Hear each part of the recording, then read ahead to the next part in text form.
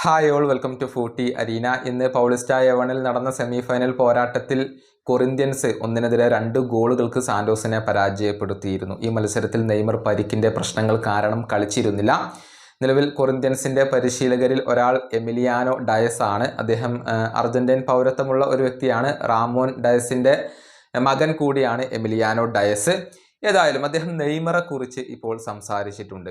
Neymar ഒരു world cup അർഹിക്കുന്നുണ്ട് എന്നാണ് Emiliano Diaz ഇപ്പോൾ പറഞ്ഞിട്ടുള്ളത്. നെയ്മറെ താൻ വളരെയധികം ഇഷ്ടപ്പെടുന്നുണ്ട് എന്ന കാര്യവും ഇപ്പോൾ അദ്ദേഹം പറഞ്ഞിട്ടുണ്ട്.